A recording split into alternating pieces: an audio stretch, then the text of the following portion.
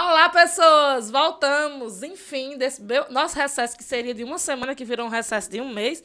Por quê? Porque o mundo adoeceu, né? Mas estamos aqui novamente na segunda temporada do Fubá Podcast. E agora, naquele mesmo ritmo que você já sabe, né? Toda semana, toda quinta-feira, a partir das 18 horas, está em todos os seus agregadores de podcast, Spotify, Deezer, o que você preferir. E também no YouTube, aqui com imagem, e com cortes no Instagram. 2022 sai, viu? Hoje a gente vai ter a voz do além, que vocês vão escutar agora, de Macedo, que não vai ficar só em off. A gente vai conseguir escutar. De Macedo, deu um alô para os nossos ouvintes. Olá, pessoas. Que bom estar aqui fazendo companhia com vocês também hoje. Fica na técnica, mas vai me ajudar no host. Vai ser o Lombardo esse ano? E temos aqui nosso convidado maravilhoso, que a gente ficava, vamos marcar, e vamos gripar. Mas estamos curados, vacinados, e estamos aqui com o Felipe Corrêa. Escapamos. Felipe, boa noite, Felipe. Boa noite, Boa noite, bom dia, boa tarde, dependendo da hora que você estiver escutando. Estaremos sempre boa noite a todas as pessoas que estão aqui nos assistindo. Boa noite a Jimmy, a todos vocês aqui. Tenho certeza que será um bom papo agradável. Como sempre. Eu e Felipe, a gente tem uma característica comum, que a gente gosta de conversar. E a gente sempre gostou de conversar. Às vezes até demais. A gente é o que as pessoas chamam erroneamente de prolixo. Mas prolixo é uma coisa boa. Eu sou tão prolixa de um jeito que na minha primeira monografia, meu orientador disse, menino, tu escreve do tanto que tu fala. Eu corto e tudo. Felipe é um amigo de longas datas. Aquelas pessoas que quando você diz assim, eu conheço o Felipe a vida toda, porque eu tenho memórias. Foi o teu aniversário esses dias, né? Domingo. Domingo próximo. Eu sei que é esse dia, eu não me lembrava exatamente o dia. Mas eu lembro claramente do dia que o Felipe chegou da maternidade. Ele vestiu uma roupinha branca com amarelo. Uma roupinha clarinha, me lembro. Tem até uma foto dessa. Meu Deus, eu não quero ver essa foto. Se for só você, beleza. Mas se eu estiver nessa foto, eu não quero ver, porque eu não tenho boas lembranças. Passei anos tratando meu transtorno de imagem com a psicóloga, não quero ser traída por ele novamente. Felipe, seja muito bem-vindo. Muito obrigado por ter aceitado o convite. E aqui a gente vai conversar sobre diversas coisas. Tranquilo. Sobre política, sobre religião, sobre o Cariri, sobre 2022. 2022 é um ano. Quem diria, né? Passa rápido, né? Você vê, 2018 já está em 20. Graças a Deus. Pandemia foi onde, já estamos em 2022. Já estamos com terceira dose. Terceira dose, graças a Deus. Como foi para você quando chegou as primeiras notícias? Como foi que tu encarou a história da pandemia na tua vida, nas tuas realidades? Porque eu tô perguntando isso, galera, porque Felipe é um homem público, né? É uma figura política e, além de ser uma figura política, é uma figura social comunitária, como a gente pode dizer. Então, ele está sempre nas atividades, está sempre junto ao povo. Aí é uma coisa que a gente jamais imaginou viver. Aí, pá! Pandemia. Eu talvez até me torne repetitivo, acredito que quase todas as pessoas que aqui passaram e também em outras entrevistas falam a mesma coisa, que foi ruim, que foi difícil, que foi isso aí, todo mundo já sabe. Agora, no meu caso, foi uma coisa assim totalmente adversa. Primeiro porque no primeiro início todo mundo achava que seriam 15 dias. Era. Eu acho que eu fui uma das poucas pessoas, eu não comentei com ninguém, até porque na época da pandemia todo mundo era cientista, todo mundo era da saúde, cada um dizia uma coisa. Só tinha PhD nesse país. Eu disse, isso não vai ser coisinha curta, não. Quando começou aquelas mortes, quando é a primeira morte no Crato, eu não lembro o dia, porque nunca tem assim a Semana Santa o dia certo, mas foi numa quinta-feira santa. Então, em 2020, a primeira morte. Então, quando ela chegou, aí foi que eu tive aquela constatação de que a coisa ia demorar. E no meu caso foi uma situação assim completamente diferente, porque eu fui candidato a vereador e eu tinha que me afastar até o dia 1º de abril. A pandemia foi estourada, digamos assim. Um grande impacto lá no Crato foi no dia 19 de março. Sim. Porque tem a grande procissão de São José. Grande, é uma coisa assim. Não. É assim, para quem tá nos assistindo em outros lugares do país, quem é do Ceará, principalmente quem é do Cariri, entende. Mas quem é dos outros lugares do país não entende a força das manifestações religiosas aqui no Ceará e no Cariri. E, assim, São José, ele é padroeiro do estado, mas no Crato, ele é como se fosse o segundo padroeiro do Crato. Como se fosse o segundo padroeiro. Porque é muito grande, é uma festa muito grande e é uma procissão muito grande. Inclusive, influi por... assim, a gente sempre diz que se você quiser saber quem é que vai ser o prefeito do Crato, você observa a procissão de São José. A procissão de São José e a votação do bairro Seminário. Que é uma cidade... É uma outra cidade. Eu não arrisco dizer hoje quantos habitantes tem o bairro Seminário. É gente. Mas eu acredito que ultrapassa 40 mil tranquilamente. Então, quando o bispo que estava na época, hoje ele está em São Luís, ele cancelou a procissão. É o choque. Nesse dia eu estava na minha casa e eu fiquei assim, preocupado. E aí passou o dia 19, ficamos ali o mês de março ainda trabalhando na prefeitura. Na época eu estava na função de chefe de gabinete adjunto. E aí quando foi o início do mês eu tive que me afastar das atividades da prefeitura e fui para dentro de casa me isolar. Meu Deus. Numa pré-campanha de vereador, que o que eu mais queria era estar correndo atrás, não de pedir voto, porque não podia. Tá fazendo campanha. Uma pré-campanha, visitar os amigos, não podia. As pessoas eram totalmente, tinha aversão àqueles pré-candidatos, foram criticados quem estava saindo de suas casas, principalmente nos meses de abril, maio, junho, até metade de julho. Aí para frente começou a flexibilizar algumas situações. Mas enfim, foi difícil demais, porque eu fui para dentro de casa para não fazer nada. A única coisa que eu consegui fazer realmente foi organizar uma campanha virtual. Fazer uma pré-campanha, fazer live, listar o número de pessoas, tentar fazer um contato virtual, fazer lista de transmissão, coisa que muitas vezes a gente não tem tempo dentro de uma campanha. E eu não tinha assessoria jurídica ou de imprensa naquele momento. Depois algumas pessoas contribuíram com isso. Mas naquele momento era eu que fazia tudo. Então foi muito difícil, aí começou a interferir no sono. Eu já comecei a dormir 3 horas da manhã, acordava 6. Aí dormia 7, acordava 11. Tinha dia que não dormia direito. Passei pro chá, porque não vou me entupir de remédio.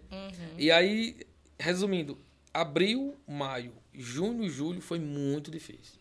Quando nós começamos a ir para a rua em campanha, uma campanha totalmente acanhada, uma campanha que não houve. É uma campanha que não podia, que tem uma série de restrições. Houve campanha, não pode carro de som, não pode. Aqui em Juazeiro... Não pode o aperto de mão. Nada. Aperto de mão. Aqui no Juazeiro, aqui em Barbalha, aqui em algumas cidades do Cariri, foi permitido carreata. Até algum momento. Aí depois o Ministério Público interviu. E proibiu. No Crato, desde o início, não pôde nada. O máximo que se fazia em alguma caminhada, um corpo a corpo, sem chegar perto, era... Corpo a corpo no oi é assim, né? As caixinhas de som que a gente levava, JBL. Então não teve campanha. Então foi aquele negócio mesmo complicado. Foi tua primeira campanha, tua primeira candidatura a vereador. Primeira. Totalmente fora da realidade. Totalmente. Isso te deixou acanhado de tentar uma possibilidade, uma nova campanha no futuro ou não? Foi um aprendizado? Foi um aprendizado, foi muito bom. Eu saí muito satisfeito com a votação. Eu praticamente totalmente diferente de outras pessoas que não venceram a eleição. Eu saí muito mais empolgado. Claro que a gente descobre alguns erros, alguns acertos.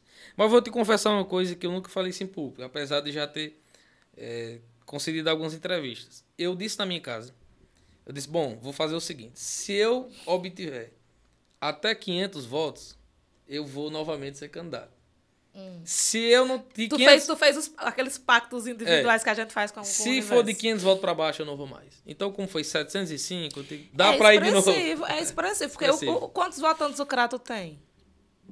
Eu não tenho certeza absoluta, mas eu acredito que seja 91, 90 e alguma coisa. Pois é. E assim, entre 85 e 90. 700 votos numa situação dessa... Não é fácil. Não é fácil. Mas assim, hoje eu também não diria a você, iria garantir 100% de que seria candidato. Eu acho o seguinte, uma das coisas que me prejudicou foi se definir também aos 45 do segundo tempo. Mas, assim, na tua cabeça, porque eu me lembro há muito tempo antes, as pessoas chegavam para mim e diziam, Érica, Felipe vai ser candidato a vereador? Eu digo, não sei, não tivemos essa conversa. Vai sim, olha como ele tá... As pessoas começam a observar, é natural. As pessoas dizem, olha a postura dele nas redes sociais, olha o que ele tá falando. Eu acho que o Felipe vai ser candidato. Depois vamos esperar para ver o que é que sai aí. Mas veja bem, nós temos várias pessoas no Crato que têm essa mesma postura, que se desenvolve muito melhor nas mídias, nas redes sociais, nunca foi candidato. Em 2012 eu já tinha um pouco esse perfil. Em 2016 eu já tinha um pouco esse perfil de andar Porque assim, Érica... Mas a vida toda é uma pré-campanha. Uma pré-campanha. Então, esse movimento que eu faço de andar, de postar, de estar com as pessoas, é porque realmente eu gosto. Sei que algumas pessoas não acreditam. Acredite, desde criança. Porque se eu tiver a certeza absoluta que não serei nunca mais candidato, eu vou andar da mesma forma. Para mim, o dia de domingo, para o meu lazer dia de domingo, não vou dizer a você que é todo domingo, mas é quase todo domingo, com exceção de uma pequena viagem. Sou uma pessoa que praticamente não viaja. Mas pequena viagem para perto, um parente, ali, por ali, Potengi, Iguatu, a gente acaba indo. Mas normalmente meus domingos é o dia que eu acordo mais cedo, vou para missa. Aí depois eu vou tomar um café. Aí vou para casa do amigo. Aí passo na mercearia. Aí passo na esquina, passo no bar. Por que eu gosto desses lugares? Que é onde você reencontra os amigos. Mas assim, hoje, voltando, eu não tenho certeza se serei. Eu acho que não, esse tipo de decisão não deve ser tomada nem muito antes, nem muito depois. No meu caso, 2020 foi muito depois. Eu decidi nos 45 do segundo tempo, quando chegaram para mim, Felipe, se você for, tem que se afastar. Cuida. Você está numa função que não pode acumular. E aí nós tivemos uma série de conversas com pessoas próximas a mim, tem algumas pendências, algumas coisas que precisariam ser resolvidas para viabilizar uma candidatura. Então, mas eu acho que se fosse assim, se a pergunta for essa, se fosse hoje, eu seria novamente, mas com tranquilidade. Com tranquilidade, mas também estou muito assim flexível a apoiar pessoas que atinjam o perfil daquele eleitorado. Entendi. Porque não é fácil transferência de voto. Não é não. Não é fácil. Esse pré-candidato, esse candidato, o vereador que chega, rapaz, eu tirei 1000 votos, vou dar, entre aspas, 100 votos para um deputado. Isso. Não dá. 100 não, 1000, não é assim. Então, quanto mais a pessoa se aproximar do seu convívio, no meu caso, igreja, comunidade, bairro Vila Alta, Independência, Salsicol, Parque Recreio, Doutor Antenor, aquele ali é um bairro só praticamente.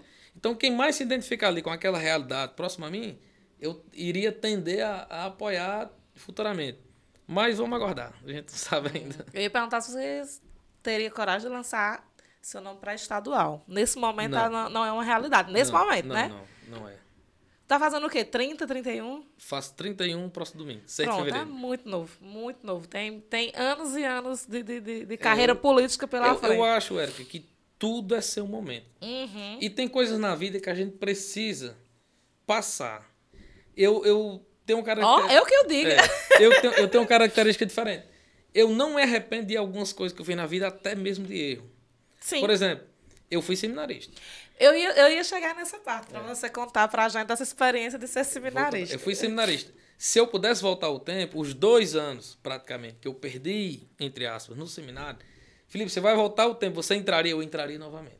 2011 tu saiu do seminário, não foi? 2012. 12, foi. Porque a experiência que eu adquiri lá foi necessária para isso. A minha candidatura, vivo dizendo isso, se eu tivesse voltar o tempo, Felipe, tu vai ser candidato de novo, tu vai tirar 705 votos, não vai ser lei, tal.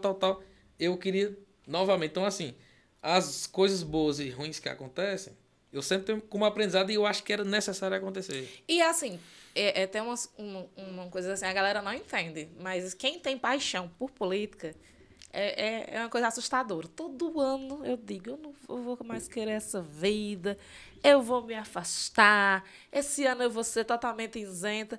Aí esse ano o quê? Eu tô calada. Eu não tô dizendo que eu não vou fazer nada, porque eu sou uma pessoa que não tem vergonha. Eu senti só uma vez essa aversão.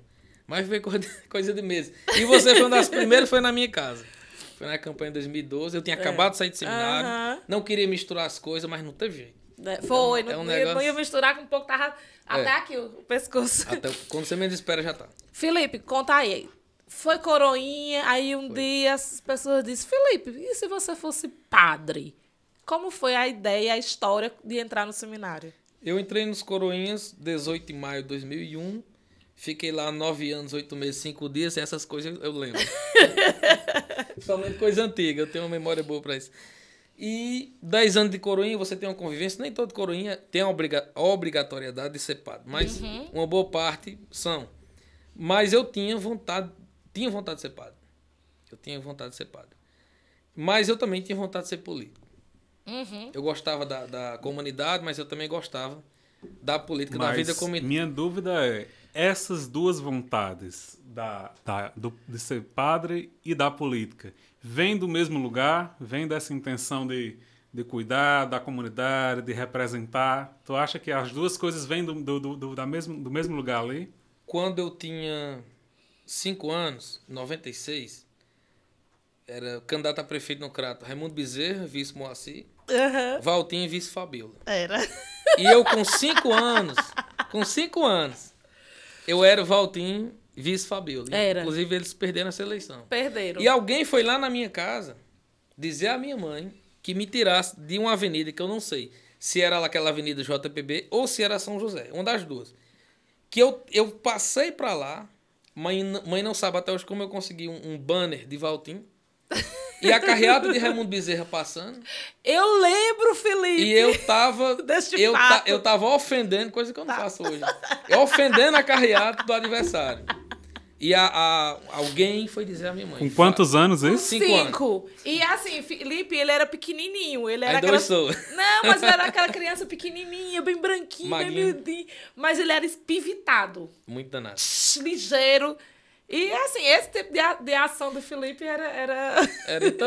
Então, assim, eu não sei quem avisou, vou até voltar a perguntar isso à mãe. Alguém foi tentar lhe salvar, Alguém né? foi, tira o Felipe de lado, vendo na hora alguém jogar uma pedra, bater nele, mãe foi e me tirou. E levou pra Lá casa. vem Dona correndo com o Felipe, Felipe agarrado no pano. Jim, eu acho que isso foi um instinto que eu já tinha. Já pra ser coroinha, com 10 anos, que eu fui pra uma missa, eu queria muito ser coroinha. E tem uma grande amiga da gente, você conheceu bem, Dona Wanda. E eu disse, mãe, eu quero ser coroinha. Mãe disse, você não vai porque você é danado. Você é danado na escola, você é danado na... Ninguém acreditava. Não. Aí Felipe, coroinha. Aí eu digo, eu quero. Então, assim foi. Aí, acho que foi 18 de maio. Entrei em 2001 e fiquei. E sempre conciliando essas duas coisas. Só que hoje, a igreja, os evangélicos, eles trabalham as pessoas para política. Eles têm a bancada deles, eles têm... Forte. Assim, daquelas coisas que foi uma coisa que me assustou muito. E infelizmente, eu só consegui perceber isso em 2018. De quão pessoas saem da igreja com voto pronto, com voto encabrestado, sem sequer ter realmente analisado, avaliado, assistido um programa eleitoral. Eles não analisam, eles não escolhem. Eles recebem a opção de voto e entregam. E isso é muito assustador. E a gente só consegui... Eu só consegui analisar esse perfil a partir de 2018. E me questionei há quanto tempo isso vinha acontecendo. Verdade. Eu acho que isso, para mim, era distante, porque na nossa região não é tão forte ainda os movimentos... Até então, não era tão forte os movimentos políticos evangélicos. Como é que chamam? Essa galera. Eu sei que, de todo modo, já a Igreja Católica não, ela tem uma certa aversão. Agora sim, eu não sei lhe responder hoje se seria bom a Igreja Católica se meter em política, botar pessoas para ter representatividade e estar lá dentro, ou seria pior. Porque assim, Érica, é muito difícil. Tem coisas que você só sabe se fizer. Veja bem, você vai para uma missa, lá tem eleitores de Bolsonaro, de Lula, de Ciro, de Alckmin, de todas as correntes. Então, o padre, naquele momento, as pessoas estão ali buscando alguma coisa espiritual. Então, por mais que Bolsonaro ou Lula, eu vou usar esses dois extremos, faça alguma coisa que não seja condizente, mas ele tem que tentar fazer uma fala genérica. Porque se ele puxar para o PT, o bolsonarista vai se ausentar. Se ele puxar para o Bolsonaro, o petista vai se ausentar. E essa não é a função da igreja. Por outro lado, a igreja católica ela perde muito essa representatividade, principalmente quando tem temas polêmicos. Isso. Votações, referendos. Então, assim, eu não sei lhe dizer. Mas o certo, o que seria... Se você me perguntasse hoje, Felipe, o que é que você acha que deveria ser? Eu não sei qual seria o melhor ou o pior. Mas, de todo modo, então, quando eu estava na política, muitas vezes em algumas campanhas, eu me afastava um pouco da igreja. De ir para o altar, de fazer leitura, porque a minha figura já pedia voto. No tempo de campanha, você presenciou. Eu não vivo. É corpo e alma, é loucura. E eu gosto. Então, não tinha como eu estar ali naquela comunidade, naquele bairro, naquele momento, Domingo tá na missa, tirar o adesivo só para ir para a missa e voltar. Então eu recuava, ia para a assembleia junto das pessoas. Então assim, Jimmy, eu acho que essas questões faziam com que eu tivesse que decidir. Não dá para conciliar e hoje não dá. Dá para você ser um bom cristão, ir para a missa, fazer, ou seja, católico, evangélico, qualquer religião, independente mesmo até de ser não cristão, mas conciliar com a política não é todos que dá. Então, eu acho que... Agora sim, se você está falando no sentido comunitário, talvez seja. Eu não sei, eu acho que eu não conseguiria, Érica, eu tenho um amigo meu, eu converso muito com ele, vou até dizer o nome dele aqui, Aislan, ele é professor universitário, pós-doutor, formado em engenharia elétrica, hoje está no Instituto Federal do Cedro. Ele tem uma vida mais reservada. E eu comentando com ele esses dias e várias vezes, eu disse, Aislan, eu não sei se eu conseguiria, a pessoa dissesse, Felipe, você vai ter um grande salário, você vai ter um grande emprego, para você ter ali seu horáriozinho de 8 às 17, no sábado até meio-dia, e curtir, viajar, e não ter aquele negócio de estar no meio do povo, estar na comunidade, tá? Você chega na mercearia, a pessoa fala de um buraco, fala de um esgoto, fala... Tem horas que se esgota, tem horas que se extrapola, mas eu gosto disso. Então eu acho que eu não nasci para ter a vida comum.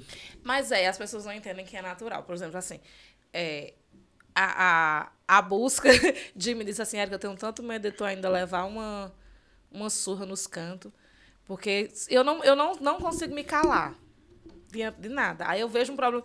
Eu estava uma vez no hospital e tinha uma criança lá toda machucada, assim, muito machucada mesmo. E a mulher dizia assim, o muro caiu em cima dele. Como foi que esse muro caiu em cima dessa criança? Eu comecei a tentar investigar ali na fila e a criança gritava muito de me apertando. Porque eu suspeitei que aquela criança fosse vítima de violência doméstica. Porque parecia, estava muito semelhante. Tanto que quando a gente saiu, o conselho tutelar... E cair muro não é uma coisa comum. Não é uma coisa comum. Não era tempo de chuva, não era nada. E assim, eu não consigo não me indignar. Certo? Coisa simples. A gente saiu no final de semana, foi num bar, foi para uma festa. E quando a gente foi sair, tinha uma menina passando mal. Aí eu já fico... Não sei, faço a mínima história quem é aquela menina. Mas eu fico preocupada. Ela tá com uma rede de apoio, tem outra amiga com ela. Quem é esse carinha que tá perto? É seguro ela ir embora com esse cara? Então, assim... São essas coisas que são espontâneas. Não é uma... As pessoas acham que a militância é uma coisa que a gente constrói, né? Que a gente acorda de manhã e diz assim, hoje eu vou militar sobre isso. Não, é as indignações naturais do dia a dia. Então, é necessário você... Quem é assim, quem tem isso naturalmente... Porque política não é só política partidária. Né? Tem gente que acha... Eu detesto quem usa a expressão no tempo da política. No tempo da política. Não existe o tempo da política. Todo tempo é tempo de política. Existe tempo de campanha eleitoral. E assim, a gente que tem uma democracia muito nova, muito frágil, né? Nessa democracia a gente já teve 2 processos de impeachment. Então é uma democracia muito frágil. A gente ignorar algumas coisas me assusta. Por exemplo, quando você olha o número das eleições de 18, o número de abstenção de votos que teve. Né? Assim, quando você vê esse cenário... Sempre está crescendo a abstenção. É assustador. As pessoas não se posicionarem, as pessoas não escolherem. Assim, eu não estou pedindo para ninguém ir para a rua, daquele menininho, fazer o certo, ir para a rua, tocar fogo em ônibus, quebrar vidro. Não, mas, assim, das pessoas terem essa reflexão. Eu lembro que, quando criança, eu sempre gostei de assistir horário eleitoral. O programa, eu achava aquilo fabuloso. E as pessoas me taxavam de louca por querer ver aquilo. Minha gente, quando eu e Felipe, a gente é amiga há tanto tempo, a gente é tão doido, que a gente baixava, em outroras, a discografia completa de campanhas eleitorais. E a gente colocava o CD para tocar. O dia todo tocando. Tocando com a caixa de som virada para a rua, porque era a gente fazia o nosso próprio comitê. Quando Inácio ganhou a eleição em 2006, nossa, eu não acreditava. Eu chorei Moroni vai ser eleito. E a gente torcendo demais por Inácio. Teve uma comemoração, eu cheguei em casa em 2006. Eu cheguei em casa quase meia-noite. Menino. Aí eu dei um grito, que Inácio foi eleito. Aí eu pensava que eu tava dormindo, ela deu um grito lá, foi. Comemorando também. E é muito disso, de ser um estilo de vida. É natural. Sem mais conta. Aí, coroinha, vamos voltar. Coroinha, eu vou ser padre. Coroinha, e aí a coisa foi se afunilando. Coroinha é um plano de cargos e carreira, né? Aí eu tive a oportunidade de entrar no seminário. Desisti, foi assim que terminei o terceiro ano. E aí eu fiquei naquela, vai, não vai, vai, não vai. Em 2010, aí foi quando eu tive realmente o desejo de entrar no seminário. Então eu fiz toda a preparação, que você faz a preparação um ano antes, às vezes até mais, na pastoral vocacional. E aí entrei no seminário em 2011, porque em 2011... Tu tinha quantos anos? Quando eu entrei, 19 anos. 19 anos. Nesse período aí de adolescência, antes dos 19, vamos fazer um retrocesso. Curtiu, ia pra festa, bebia, namorava, essas coisas de adolescente? Tudo. E mesmo assim escolheu entrar no seminário? Mesmo assim escolhi. E acho que entrei mais maduro. Porque eu tive a oportunidade de conhecer algumas coisas e de fazer uma escolha. Uhum. Isso acontece, é muito comum hoje. O jovem, não estou recriminando, também não estou dizendo que não daria certo, mas normalmente acontece o seguinte: o menino fica a vida inteira coroinha e casa para a igreja. Quando ele entra no seminário, aí ele se fecha novamente, tem a vida, né, lá e tudo. Aí quando ele se ordena padre, então quando está perto, começa a ter uma liberdade, começa a ter autonomia de horário, começa a mandar na sua própria vida, começa a ter seu transporte, sua casa, aí começa a ver a vida de outro jeito. Então, conhecer o mundo, né? Acontece muitas desistências por conta disso. Agora, eu acho o seguinte, por outro lado, se a pessoa tiver de fazer alguma coisa, no próprio seminário ou antes, já vai ver, já vai conhecer, até porque o mundo hoje é muito, muito fácil, tudo é muito próximo, tudo é muito perto. Todo mundo está acessível. Não tem essa distância. Há um toque. Então eu desisti do seminário com muita convicção, com muita tranquilidade. Saí, deixei as portas abertas, tenho muita amizade com os padres que passaram, com o bispo que estava. E eu fiz uma coisa no seminário que um seminarista que hoje é padre, ele disse que ninguém nunca tinha feito. Quando eu saí de seminário, nós éramos 76 comigo. Tinha 5 dioceses lá dentro. Nossa, como é grande a turma, né? Não tu morava, Felipe? Mora. Tem que morar, tem né? Que morar. Aí tem as folgas, tem as férias, mas tem que ter a vivência. Mas na época, hoje eu acho que não são mais tantos assim, eu não tenho certeza. Mas eram 5 dioceses lá que vinham estudar, aqui na diocese de Crato, que a diocese de Crato pega toda a região do Cariri. E aí eu fiz uma carta para todos, digitada e assinada, tipo dizendo a característica de cada um. Antônio José, agradeço pela convivência naquele dia que você fez isso, moro no Crato, estou à disposição.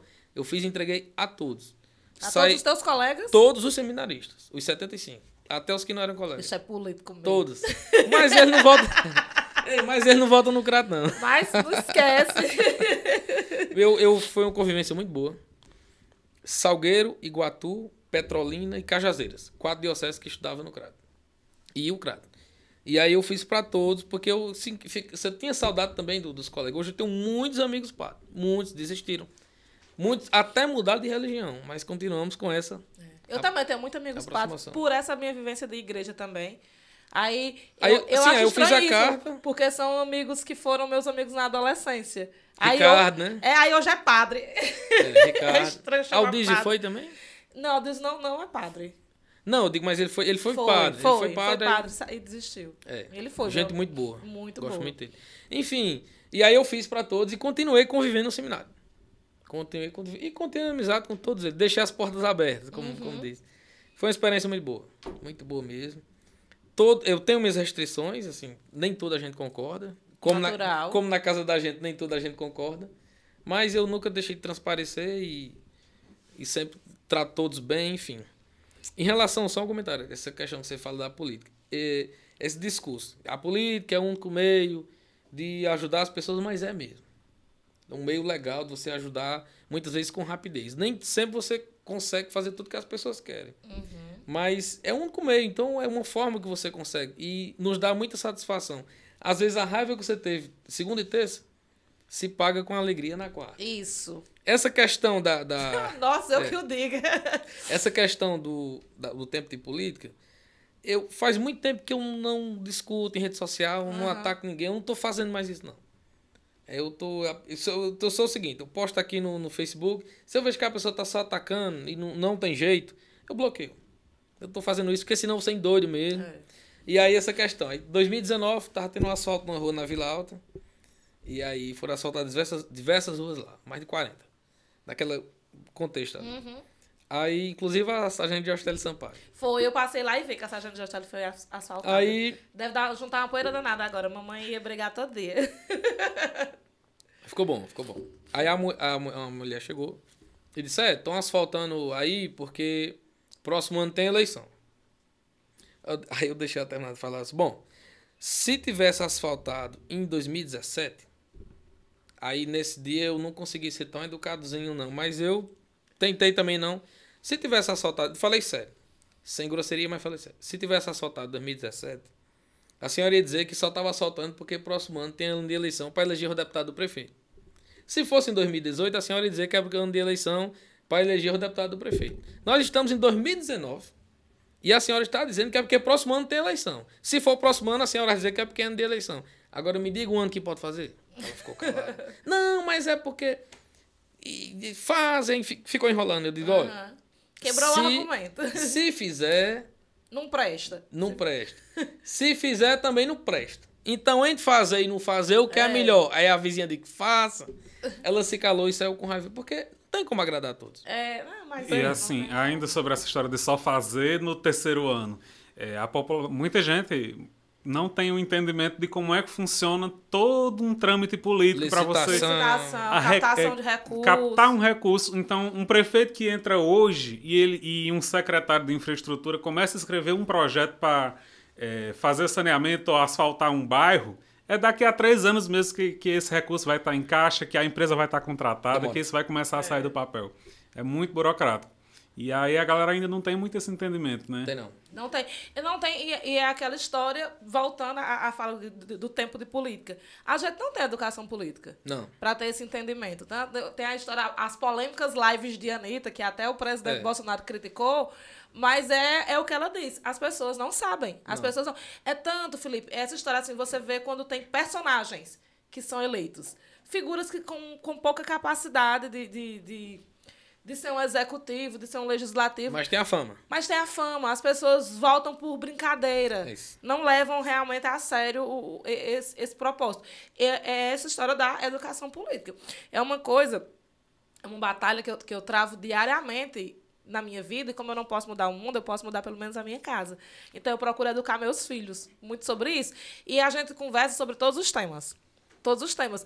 Aí, como eu tenho filhos de diferentes idades, eu procuro conversar com cada um na sua linha. Por exemplo, eu tenho uma filha pequena, uma filha de 10 anos, e para conversar sobre fascismo com ela, eu assisto Jogos Vorazes.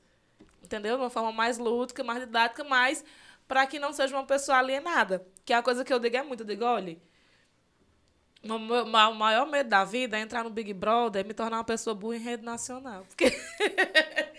descobrir que sou burra pro Brasil todo e tá vendo, porque é muito complicado. E as pessoas, a gente não tem, eu não tinha essas conversas em escola, em meu, não tinha. Tem não. As vivências, os aprendizados, eu fui uma pessoa que comecei na vivência política muito cedo, porque eu comecei no movimento estudantil na adolescência, mas não era tão edificante. Alguns pontos chegavam e você tinha com aprendizado. Quando eu já tinha idade de votar, era que as coisas iam se clareando e a gente ia tendo esse entendimento. Mas não é uma prática comum. A grande massa, ela não entende. Por isso que elas dizem tempo de política, porque elas não entendem política. Não entendem e nós somos ensinados a dizer que todo político é ladrão. Que não presta. Que não presta. Que tudo. Inclusive em faculdade, eu fico triste com isso. Isso. Os professores, não todos, fazem 2 coisas. Ou ele pende para o seu, isso, ou ele fala generalizado na política. Érica, eu não sou contra você ganhar 30 mil reais. Eu sou a favor. Agora eu também quero ganhar 30. Eu também sou a favor de ganhar 30 mil reais. Inclusive, vou fazer um parênteses aqui. Se você que está assistindo esse podcast, aonde você estiver assistindo, caso você queira ser um patrocinador do nosso programa, mande um e-mail para contato@fubá.com.br ou mande um DM no Instagram. Estamos aqui, temos o nosso Media Kit, podemos lhe mostrar os nossos números, os nossos resultados e a nossa capacidade de fazer um bom testemunhal e analisarmos se sua empresa condiz com os nossos propósitos para a gente fazer uma parceria. Volta. Você só perdeu Para aquela mulher que fica chamando você para fazer a consulta do óculos do dentista. Vou fazer análise hoje. Mas assim, veja bem. O futebol. Hoje eu estou na Secretaria de Esporte e Juventude. Mas, independentemente disso, você via, por exemplo, o jogador ganhar 300 mil reais. Não é absurdo. Não é absurdo. 1 milhão, 2, 3. Felipe, você acha justo? Eu não vou nem opinar sobre isso. Porque a minha assim, são números fora da nossa realidade. A minha justiça é diferente da sua. Isso. Tem gente que ganha R$1.000 e mantém um orçamento e todo ano, quando chega o final do ano, tá com 2 mil guardado. E tem gente que ganha 10 e não consegue. Não consegue. Porque o padrão de vida é maior. Mas, por exemplo, um deputado ganhar, eu não sei quanto é, um deputado, digamos, seja 20 mil. É uma aberração para a sociedade.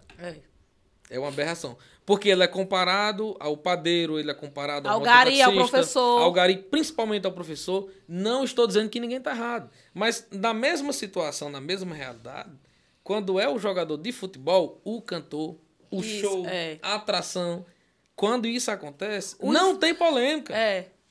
Não tem polêmica. Não tem polêmica. O influenciador, aquela menina que tá no Big Brother, aquela Jade Picon, que ela entrou loura, ela tá morena porque ela precisa manter aquele cabelo moreno, porque louro não aguenta.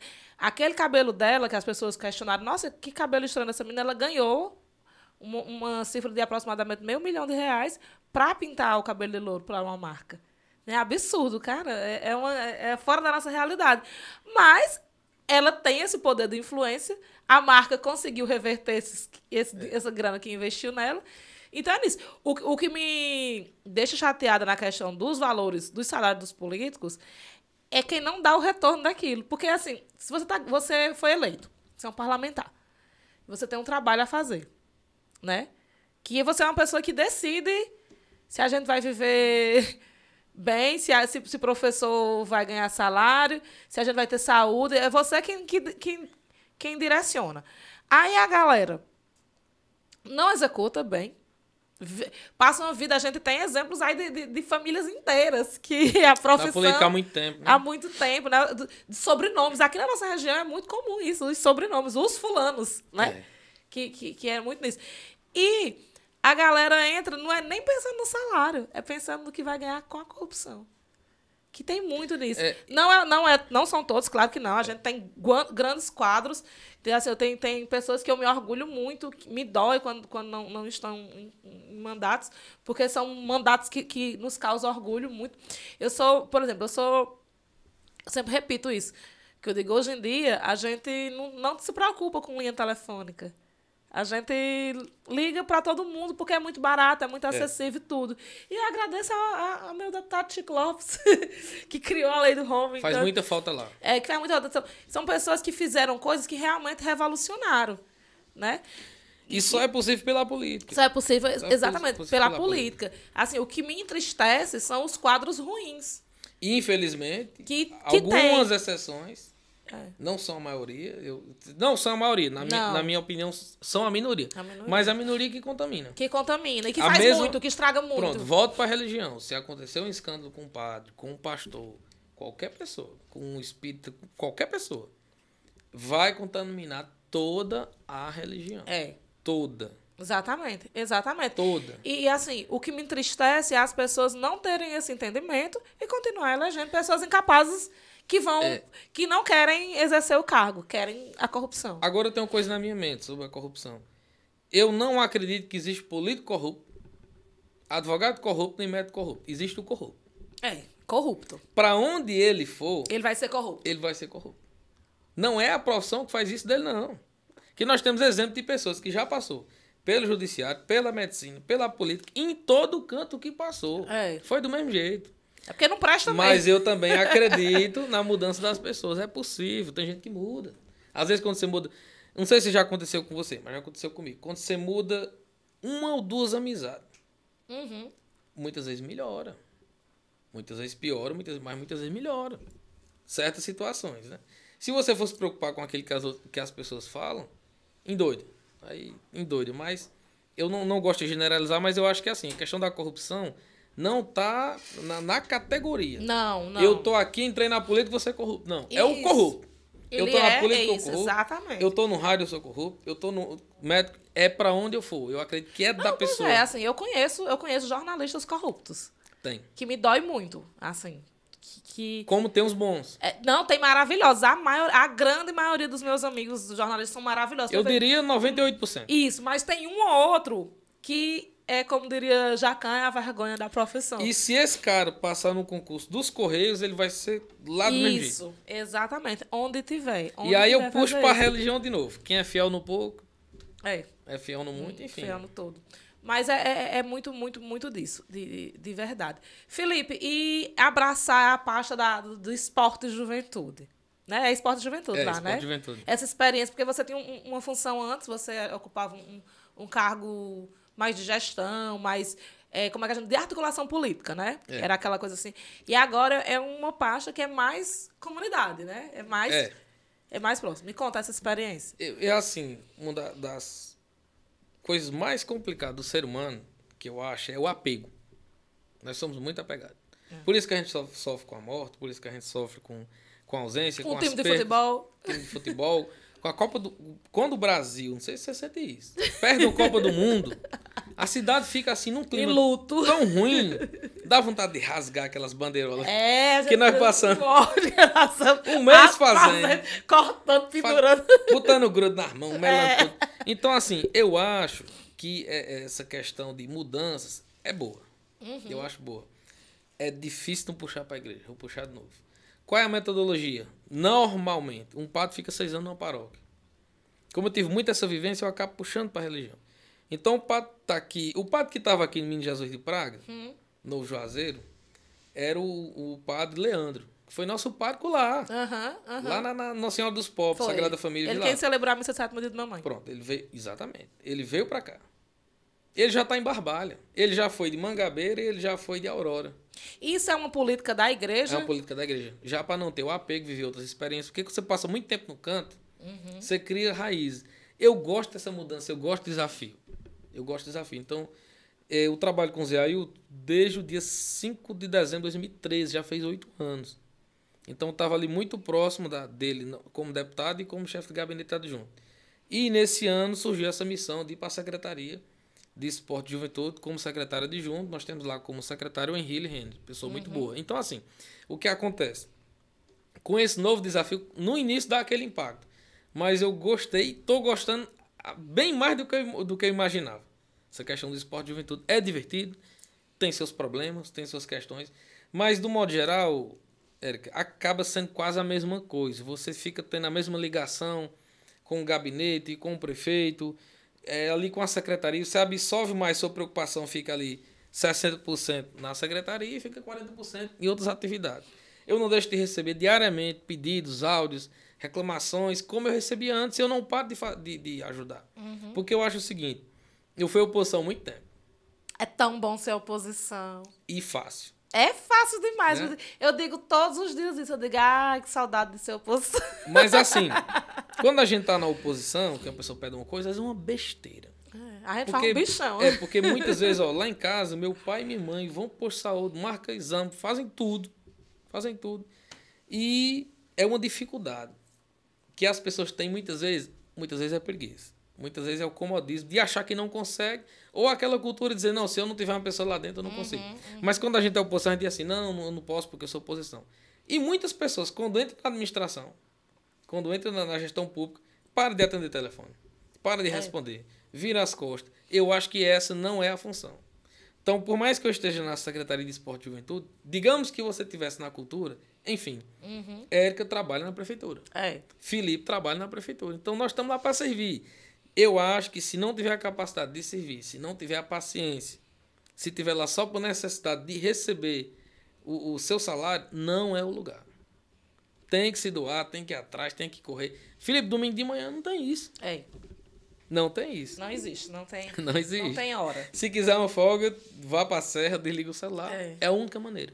Não tem outra. E é isso. Eu acho que... Então, estou gostando de lá, uma experiência muito boa. Tem alguns problemas antigos, toda a secretaria tem. Sim. Os desportistas são muito assim, apaixonados por time, por tudo. Então, isso acaba mais... Nossa, eu tenho um ponto de vista que eu não vou falar porque é muito polêmico em relação a isso. Principalmente em relação aos times. Eu não vou falar porque... Deixa quieto. Eu já falei, já gerou polêmica. E lá nós estamos trabalhando na juventude com 2 jovens, tem o Renan e a Vitória. Aliás, Vitória agora foi pro gabinete do vice-prefeito. Renan, ele é neto de Dona Terezinha. Terezinha mora perto de Dona Socorro ali. Eu acho que você conheceu. Renan. Eu acho que quando você saiu lá... Eu acho que quando você saiu lá era bem novinho, tem 20 anos hoje, 21 por aí. Ele está trabalhando o setor juventude lá. Uhum. Nós fomos travados muitas coisas ano passado por conta da pandemia. Aglomerações, grandes eventos. Esse ano que eu pensei que ia poder ter, mas veio essa gripe. Então, assim. Mas o que dá para fazer, nós estamos fazendo. Não estamos conformados ainda. Queremos fazer mais. Mas foi uma experiência boa. Eu estou satisfeito lá, estou feliz. E, assim, sempre acontecerá mudança. Eu estou preparado para mudança. Sempre acontece também. Eu acho que a gente tem que estar preparado. Encarar de forma tranquila, né? A mudança. De forma tranquila. Eu tô aqui... Uma pessoa que entrou no seminário, saiu do seminário, foi fazer política. Eu chegar para você... Eu tô aqui como prefeito, você tá como agente, eu chego para você, Érica, eu quero que esse ano você vá desempenhar um trabalho na Secretaria de Desenvolvimento Social. Uhum. Eu tô precisando que você vá. Então... É uma missão. É uma missão. E é saber que é uma missão... Pegar ela e você vai ganhando novas experiências, pegando novas situações. Porque se você tivesse concluído o seminário e você fosse padre, você passaria 6 anos na paróquia, não é isso? Às vezes acontece de passar mais. Foi você que falou. Normalmente é 6 anos. Tem uns que por alguma razão... Por exemplo, aqui dá 2 exemplos. O padre José Alves aqui no Jesus, eu acho que passou mais de 20. Ele é sepultado aqui. Sim, mas eu acho que é porque tem uma outra história, tipo assim... Já estava há muito tempo. Ele que, tipo... Fundou, construiu. Criou. Tinha uma relação muito... E tinha uma relação política, não política partidária. Mas tinha uma relação política com a comunidade, das pessoas se sentirem amparadas por ele. Então, isso era muito forte. Exatamente. Já o padre Leandro, eu acho que ele não passou 6 anos. É dinâmico isso aí. Entendi. Normalmente... É 6 anos. Tem uns que passam 20, 50. Tem uns que passam 2, enfim. Mas a questão que eles trabalham muito realmente é o desapego. O desapego, porque você passa muito tempo no canto, você já se sente dono. Já bota logo a foto da família, do filho, da esposa. Aí quando sai, você se abala. Os padres de novela, das novelas antigas... Né? Porque eu sou uma noveleira que assiste a novela antiga na Globoplay, que estão lá. Eu pensava e os padres antigos, eles ficam na paróquia até se aposentar e chegar um novo padre. Eu pensava que era só eu, que esses dias eu já assisti Roque Santeiro, O Rei do Gado. Roque Santeiro eu assisti muito bom. Eu assisti Tieta. Não assisti ainda. Pois assista. É porque quando você vê uma novela que foi sucesso na década de 80, na década de 1980. Outra realidade. Outra realidade, não só social, as coisas que se falavam nos textos, hoje agora, não se fala mais. Agora eu demoro muito a assistir. E quando você vê assim, nossa, olha essa gravação, e quando você vê como é bom também. Eu digo como era bom, por isso que era aquela coisa, aqueles números alarmantes de Ibope que hoje não se tem mais. Tem não. Com as megas produções de hoje em dia. Eu demoro a assistir, porque eu passo às vezes 6 meses, 7 meses, porque eu não tenho muito tempo. Mas às vezes, ao invés de assistir um filme, eu prefiro assistir bom demais, essas novelas. Noveleiro. Sim, aí as antigas, as de hoje. Antigas. Pronto, as de hoje. Vamos falar no momento noveleiro. Do nada, da política e da religião. Vou lançar um desafio aqui. Se você tá nessa mesa aqui agora, R$10.000. Pra eu dizer o nome de um ator de uma novela atual. Qualquer um, de qualquer emissora, está perdido, eu não sei. Nem nome de novela. O Clone tá passando, né? Tá Pronto, passando. Eu vi que tá passando o Clone. Daquela ali talvez eu lembre, mas dessas atuais. Globo, SBT, Band, sei nem se Band tem novela. Record tem várias novelas bíblicas. Um ator não é o nome do ator, o ator não. É o personagem. É o personagem. Eu não sei, eu não assisto. Não assisto mais. Não tem tempo. Não, e também não tem condições. A forma como as novelas de hoje são, não tem mais. Eu não sinto mais atração. Não sei mais o prazer. Quando eu era criança... Nada contra quem gosta. Eu adoro novela. Inclusive, nos Tempos do Imperador, está na última semana, está muito boa. Foi acho que na última década, a única novela que eu acompanhei toda. Do primeiro ao último, né? Não terminou, mas tenho assistido todos os dias. Quando eu era criança, eu não sei se tu era dessa trupe, Felipe. Não lembro se tu era muito pequeno. Tu não era. Lá em casa, na hora que passava Carrossel, a versão original, não é com Larissa Manoela, não. A versão mexicana, que foi dublada no Brasil. Lá em casa não dava pra assistir, porque passava na mesma hora do jornal e o papai assistia o jornal. Não. Aí a gente se reunia todo mundo pra assistir na casa da Dona Raimunda Cajueiro. Ali na... Perto da casa de vizinha da casa de Jesus. Ah, sim. Era na mesma casa. Íamos todos na hora da novela. Assisti. A tela ainda era azul. Ela tinha um display na frente da televisão que fingia o colorido. E a gente assistia. Você juntava aquele monte de criança pra assistir. Hoje não Carrossel. Mas tu já me contou essa história, mas assim, eu não entendo. Partia dela, ela gostava desse Ela fumaré gostava de trazer as crianças pra ela lá. gostava da novela. E ela assistia. E ela tinha televisão na sala, que também não era comum. Era não. Não, as pessoas tinham televisão na cozinha. Tudo parte do contexto social. Duas televisões já não era comum. Não, de jeito nenhum. Mas eu já alcancei o tempo de 3. Aí ela tinha televisão na sala. E ela assistia com as portas abertas. Então a gente passava e via que ela estava assistindo a novela. Aí a gente vinha, ficava na porta sentada, ela chamava, vem, com pouco, tinha assim várias crianças, assim, em torno de 15 crianças assistindo. Virou uma agenda da Virou uma comunidade. agenda, né? Era aquela coisa, a gente tinha que se organizar, tomar banho, comer cedo, pra ir pra casa da Dona Raimunda assistir Carrossel. E eu lembro que foi uma novela muito longa, tipo, muito tempo mesmo. Era Globo, era? Não, era no SBT. E passava na hora do Jornal da Globo. Papai não deixava. Sim. Papai não ia deixar Não. assistir, e a possibilidade de ter 2 televisões naquela época era Zero. zero. Principalmente pra nossa realidade ali. Zero. Aí a gente ia pra casa da Dona Raimunda, era Maria, a gente chorava, sofria. E eu me lembro que era uma novela tão longa, que a novela que vinha depois, que também era uma novela mexicana, eu acho que tipo, passaram 3 novelas, acabava e Carrossel lá, reinando. Era tipo Malhação, não terminava nunca. Mas vocês sabem que Carrossel reina até hoje, né? Na Netflix eu fico encucada. Carrossel, Chiquititas. Uma nova versão que foi refeita aí há uns 5 anos atrás, acabou, não passa 5 mais. anos? Eu Teve achei uma que era de versão Larissa. Então, depois de Larissa Manoela, teve outra versão? Não sei. Porque Larissa Manoela foi Maria Joaquina. Não, mas Larissa Manoela esticou aí. Eu nunca assisti, Ela nunca com assisti 15 anos Carrossel, fingindo não. que tinha 10. Pois eu assisti a versão E original. tá todo A primeira. dia no top 10 Mexicana. de coisas mais assistidas da Netflix. Que eu não entendo, Carrossel. mas tudo bem, tá tudo bem. eu achava indignante, porque a menina mais pobre da novela, na casa dela tinha telefone. E aquilo pra mim era absurdo. Como era que a menina pobre tinha telefone na casa dela? Esse negócio de televisão, meu irmão Fernando era fanático pelo Globo Esporte. E Fábio também tendia ao Globo Esporte. E eu apaixonado pelo Chaves. Só que Chaves era no final da tarde. E aí mudaram pro mesmo horário do Globo Esporte. Foi absurdo. Pois mãe teve, com todo sacrifício, que comprar uma televisão pequena pra assistir o Chaves. Porque era inadmissível. Verdade. E não podia dividir os irmãos, assim. Não. Não podia pender pra um, nem pra outro. Agora, como você era o caçula, aí Não, e ela lá- comprou a televisão. E lá tava 2-1, né? Era Fernando Era. Fábio querendo. E tu acabou. chorando. Né? E Eu doido. passava por essa dificuldade também, mas era com minhas irmãs. Que eu queria assistir o desenho que passava à noite no SBT, por volta ali das 6 horas. E minhas irmãs no queriam TV assistir a Cruz, novela. no TV Exatamente. Cruz. Minhas irmãs queriam assistir a novela. E aí meu pai era caminhoneiro e tal hora dessa carreira dele de caminhoneiro, ele comprou uma televisãozinha de 5 polegadas, preto desse e tamanho branco, assim. a pilha, que ele levava nas viagens. Aí pronto, era a minha alegria quando ele estava em casa. Porque Pra pegar Eu a não, podia televisão. assistir. Até que a televisão da sala queimou e a televisãozinha de 5 polegadas preto e branco virou a TV oficial. Eu da digo, casa. Acabou a minha alegria vida. do menino dura pouco demais. Eu tenho uma história engraçada de televisão. Josenita tinha comprado uma televisão boa. E na época devia ser muito caro. Eu quebrei a televisão dela.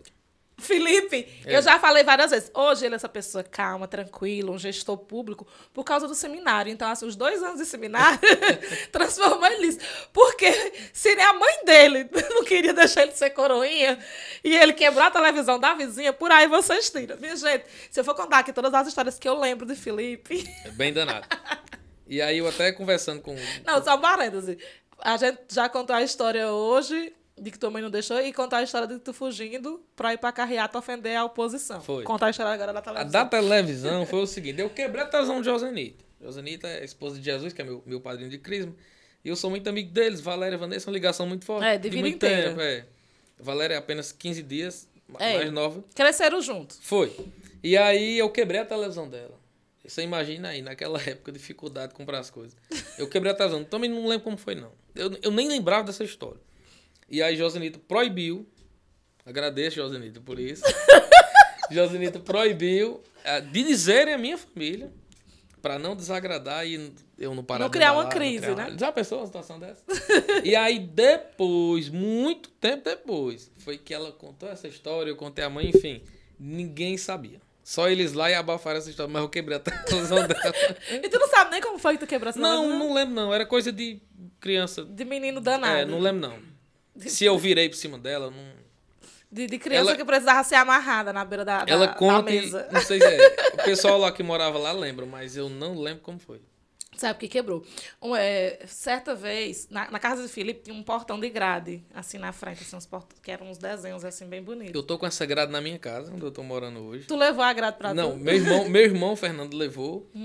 E aí eu ajeitei ela lá, pintei ela, tá funcionando no corredor. Tá lá. É simbólica essa Simbólica. grade. Porque Felipe, antes de aprender a andar, anotem essa informação. Antes de Felipe aprender a andar, ele subia, ele escalava nessa grade. Se a gente passava em frente, tava Felipe desse tamanhozinho. Porque ela era toda Bebê, fechada, é. né? Bebezinho, atrepado nessa grade. E o povo gritava, neném, esse menino vai cair, vem pegar. Outra situação também que o Felipe fazia, que era uma prática que ele gostava, além de atacar pessoas da oposição na carreata, com 5 anos de idade, era atirar ovos pela janela, nos passantes da rua. Gratuitamente. Tu lembra disso? Não lembro, tu era muito pequeno. Mas já te contaram essa história? Já. Que as pessoas, eu comento ele muito. pegava. E o pior, porque eu tenho certeza, eu me lembro da altura da janela, você não via.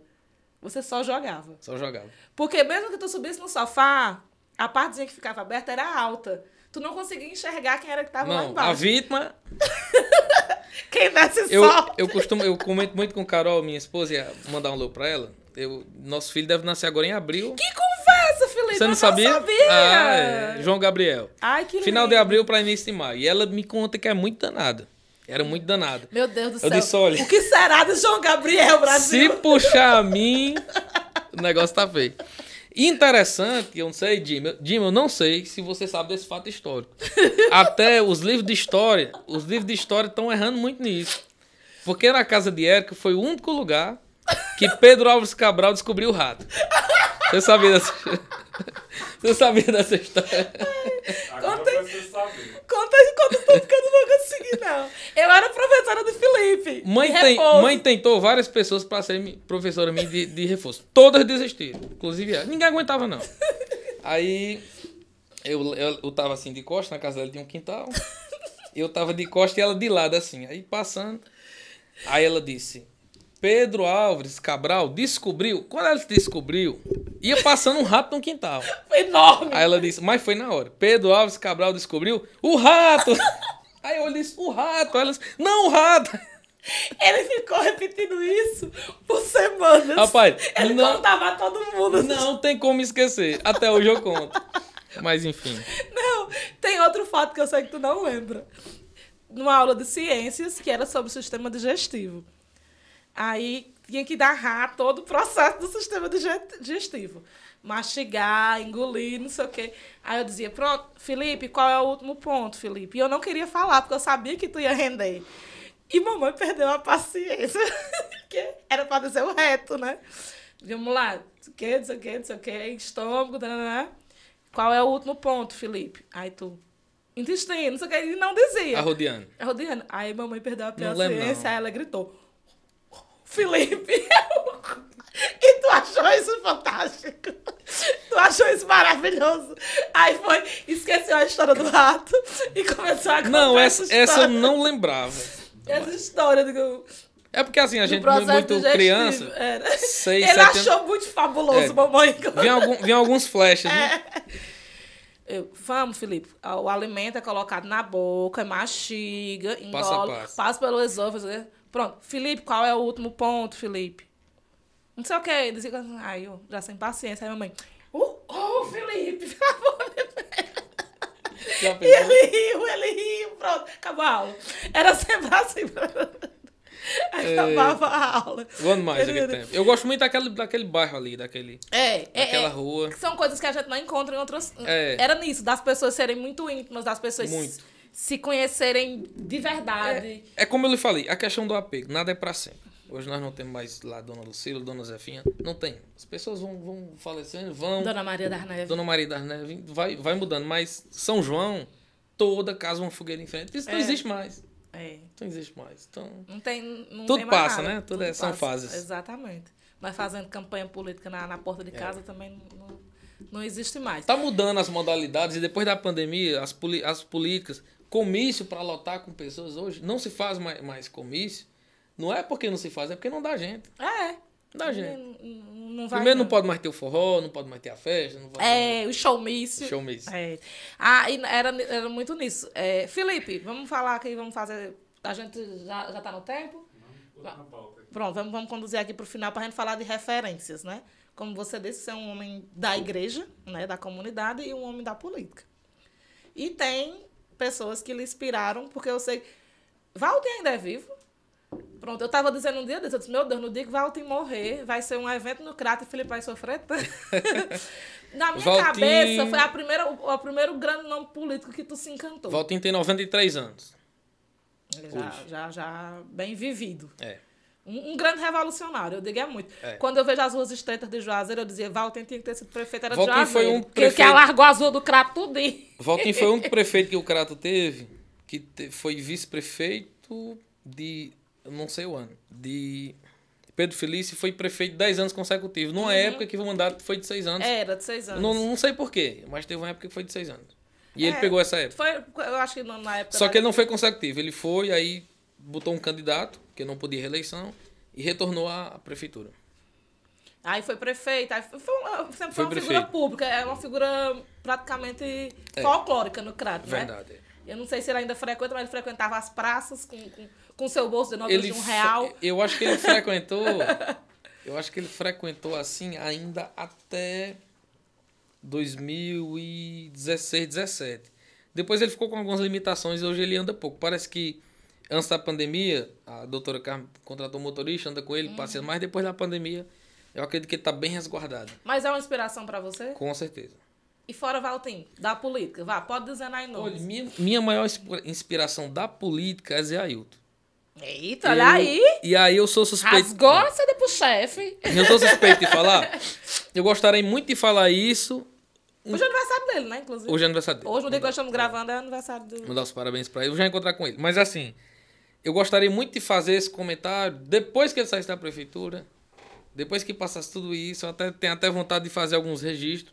Porque é uma convivência de 8 anos. Então, eu já vi Zé Ailton fazer coisas que quem quiser acreditar, acredita. Quem não quiser, não acredita. Em termos de simplicidade, em termos de humildade, em termos de trabalho, em termos de dedicação, de resistência. Resistência de aguentar, pegar uma agenda de 6 da manhã, meia-noite, ir para um casamento, chegar às 3 da manhã e acordar às 6. E ir para um piseiro. Já esteve com o Zé Ailton no piseiro. Ele maravilhoso. vai para todo canto que é possível, que convida. E assim, atitudes que ele já tomou é inacreditável. Principalmente coisas que ele faz em caridade, que eu sei que ele faz e que ele não quer que eu divulgue, e por respeito eu não vou divulgar. Mas que ele faz é uma coisa assim. E aí, como ele está como prefeito, e eu estou trabalhando lá, sou totalmente suspeito de falar. Mas minha maior referência na política hoje é Zé Ailton. Tá, mas antes de Zé Ailton tinha outros nomes, porque você sempre foi da política. Eu sempre gostei muito de Valtim. Eu sempre achei ele uma referência de um bom administrador que nunca se preocupou muito com a política. É tanto que não foi reeleito naquela eleição de 2014. Se preocupava muito em fazer. Só que a política daquela época era outra. Outro cenário, totalmente. Naquela época, se dissessem Vicelmo, era só Vicelmo. Era só... Aqui nós não tínhamos jornal. Sou ouvinte de Vicelmo assíduo, sou fã dele, gosto demais dele. Mas nós não temos outros meios. E às vezes eu tenho saudade daquele tempo. Vicelmo, para mim, é a minha grande inspiração. Já desci isso aqui, já desci isso em outros lugares. Gosto bastante dele. O nome da comunicação... Fez 80 anos agora. Foi. O nome da comunicação que eu cresci... Na minha cabeça, o nome de comunicação sempre foi Vicelmo. Em Vicelmo? Tanto que a primeira vez que eu fui ser entrevistada por Vicelmo, eu já tinha participado pra TV, várias coisas. E foi tão... Parecia que era a primeira vez que eu estava sabendo uma entrevista na minha vida. Eu me tremia todinha. Vicelmo... Aconteceu isso comigo também. Vicelmo, ele dizia só a verdade. Nada mais que a verdade. Nada mais. Sem sofismas e sem fantasia. Aí, até quando... retrato fiel da realidade. E quando a pessoa ligava pra lá pra dizer assim, vários governos, Vicelmo, reclamação, quero dizer, e falar mal de qualquer pessoa, que eu terminava de dizer, aqui é a Rádio Educadora. E hoje nós não temos mais isso. Salve céu. Então hoje se diz o que quer, da forma que quer, como quer, na hora que quer. Bia tá assistindo e com certeza ela já entendeu o shade que o Felipe tá jogando, porque ela também tem raiva. Ela sabe o que o Felipe tá dizendo e ela também tem a mesma raiva. Todo dia ela chega indignada. Mulher, não escute mais esse veículo de imprensa que deixa indignada, não. Vá assistir a Folha de São Paulo. Assista. Hoje, como abriu muito, principalmente com essa questão na internet, então tá complicado. Hoje é muita rádio, é muita... que tem que ter mesmo. Tem que ter. Mas, infelizmente, os 98%, os 2%, né, que fica fora dos 98%, que a maioria são pessoas leais, acabam contaminando o restante da imprensa, que é formado da maioria de gente boa. Inclusive, eu sou radialista, apesar de nunca ter exercido, fiz o curso de formação e tudo, mas por tempo também nunca tive oportunidade, enfim. Aí nunca exerci, digamos assim, né? Então, você entende a comunicação e a imprensa como um fator forte nas decisões políticas. Com certeza, influencia demais. Principalmente numa região como a nossa. Hoje eu pego meu celular, eu faço um blog, eu faço uma matéria do jeito que eu quiser, eu tiro uma foto do jeito que eu quiser, eu crio uma lista de transmissão, mando para quem eu quiser. E acredito quem quiser. E isso é complicado no mundo de fake news tão muito pesado. E, assim, é muito complicado. Eu estava vendo no Twitter essa semana, porque além dos textos e das fotos manipuladas, hoje a gente tem uma tecnologia muito avançada. Então, a deepfake está aí. Então, vozes sintéticas que vão simular. Esse ano, a gente vai se surpreender, a gente vai se enraivecer, a gente vai se assustar e a gente vai passar por muita coisa. Eu tenho, realmente, o sentimento que eu tenho em relação às eleições de 2022 é de medo. Assim, de medo. Porque a gente já vem enfrentando extremismos, né? Extremismos cotidianos. Imaginem com as possibilidades, né? As possibilidades que para alguns já são muito concretas e as possibilidades tecnológicas que a gente tem. Então, assim, são territórios que a gente realmente vai descobrir agora. Eu diria muito que de 2012 para cá eu trabalhei em todas as campanhas eleitorais. Antes eu já trabalhava, mas não tão diretamente.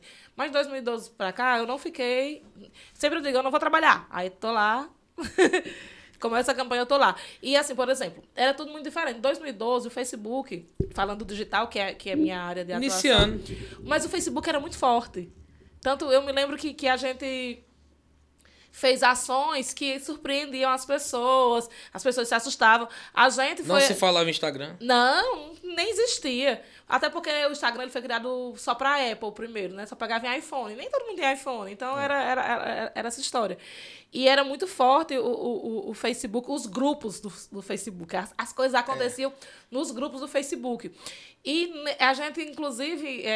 Forte também era nas comunidades do Orkut. Era.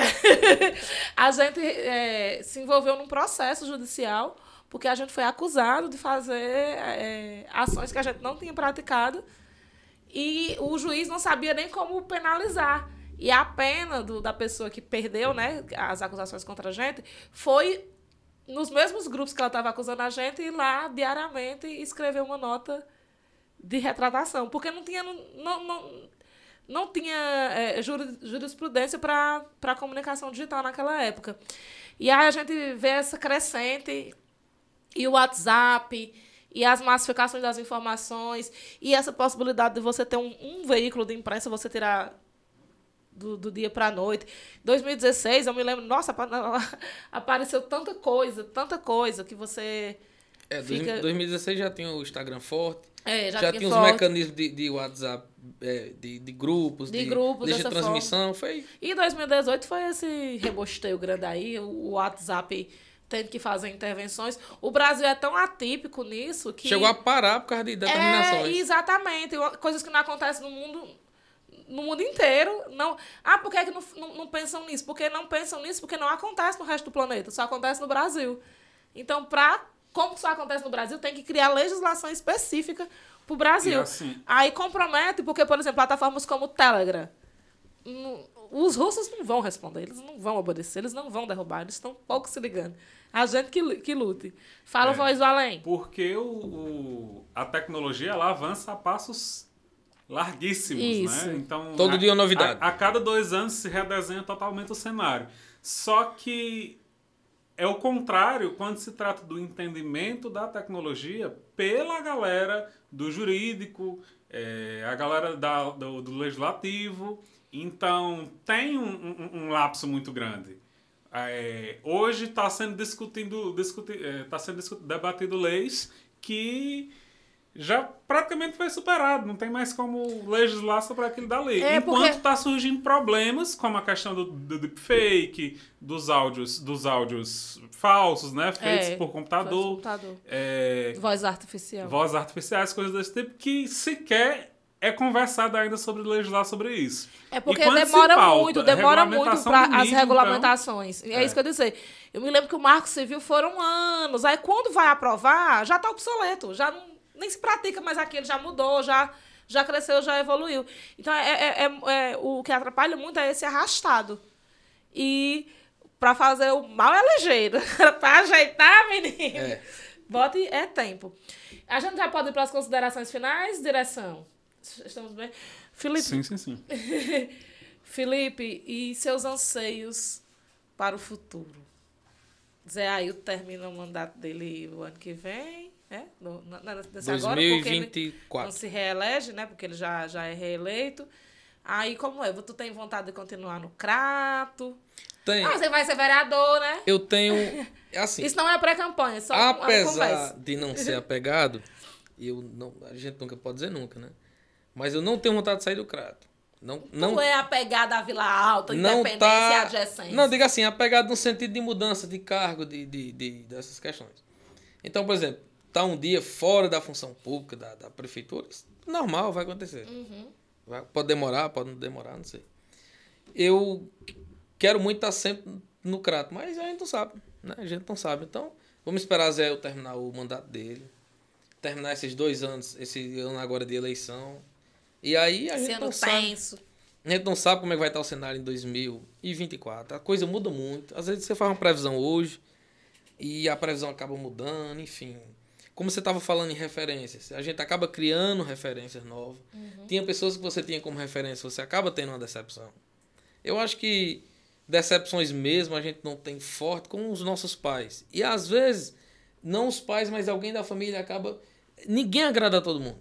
Nem Jesus Cristo agradou a todo mundo. Meu pai, João Correia, minha mãe, Dona Neném, para mim, são as pessoas mais importantes da minha vida. Tem muita gente importante. Muito amigo de infância, Mauro, Rondinelli, Valéria, Aislan, Suiane, Natan. Tanta gente que eu não posso citar o nome de todos. São pessoas que vêm em mente no momento agora, que às vezes dizem, rapaz, não citou meu nome, esqueceu, até porque não tem como. Mas o fato de citar o nome não quer dizer que você não gosta da pessoa, que você não tem a proximidade. Faz muito tempo que eu não lhe vi. Muito tempo. Muito tempo. Não quer dizer que eu não gosto de você, não quer dizer, enfim. Mas eu acho que a coisa se desenha muito para o futuro e você não adianta ir demais, querendo planejar antecipadamente, nem ir para trás. Eu estou esperançoso que esse ano a questão da presidência, eu acho que vai ser tudo a partir dela. A coisa está muito difícil. Eu não vou fazer discurso repetitivo. Está muito difícil para todo mundo. Está tudo muito caro, está tudo muito apertado, está tudo muito... Então vai começar da presidência. Tem a questão do governo do Estado. Quem vai ser o governador do Estado? Não é quem eu quero, é quem vai ser. Tomara que quem eu queira vá ser. Mas assim, eu acho que a partir daí, 2024 vai ser uma eleição totalmente diferente. Totalmente. Acredito que sem pandemia, com 2 novos governos. Se Deus quiser. Com 2 novos governos, e aí a coisa vai se desenhando. Zé Ailton, ele tende a fazer um segundo mandato melhor do que o primeiro. E vai terminar o segundo mandato e não vai fazer tudo que o Crato precisa.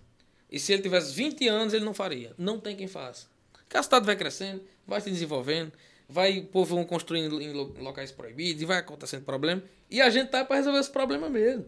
Esse dia eu cheguei na secretaria, não lembro se foi segundo, foi sexto, um servidor lá reclamou. Rapaz, hoje tem problema demais aqui nessa secretaria, como é que pode? Eu dei graças a Deus. Se não fosse os problemas, não estava aqui. Não estava aí, não. Estamos aqui para resolver problemas, né? Então, assim, aproveito e deixo um abraço para todas as pessoas, a minha esposa Ana Carolina, Carol, todas as pessoas que estão aí assistindo e aqueles que eu não citei o nome, enfim, mas que são pessoas que são referência do passado, do presente e do futuro. Nem sempre essa questão de estar distante de corpo não quer dizer que você não gosta da pessoa, enfim, mas a vida é assim, eu acredito que a gente tem que tentar trilhar. Agora, nós estamos numa sociedade, Érica, de muita intolerância. Hoje uma discussão no trânsito se mata. Hoje qualquer besteira é uma intriga. Hoje qualquer coisa no WhatsApp é Eu acho que a gente tem que se tolerar mais um pouco. Se suportar mais um pouco. Não existe ninguém no mundo que vale agradar 100%. E as pessoas que você mais gosta, muitas vezes é a que você mais tem desentendimento por gostar muito. Porque quem você não gosta, você não liga. Pelo menos de uma forma, né? Direta ou indireta. Mas é isso.